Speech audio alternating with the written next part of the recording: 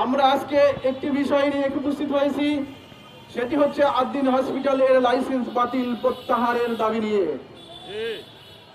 প্রিয় বন্ধুগণ, আমরা এই আদ্দিন হসপিটাল সম্পর্কে সকলেই জানি যে আদ্দিন হসপিটাল গরিবের চিকিৎসা দেওয়া হয়।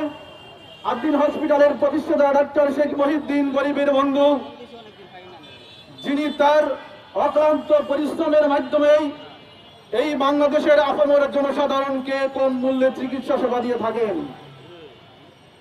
প্রিয় বন্ধুগণ, একটি অনাকাঙ্ক্ষিত ঘটনাকে কেন্দ্র করে স্বাস্থ্যমন্ত্রী এই আদ্দিন হসপিটালে লাইসেন্স বাতিল করতে পারেন না। উপস্থিতি, একটি হসপিটালে মানুষ চিকিৎসা সেবা নিতে আসে, সেখানে থেকে অধিকাংশ মানুষ সুস্থ হয়, কিছু সংখ্যক মানুষ মারা যায়। এটা হসপিটালের রীতিনীতি।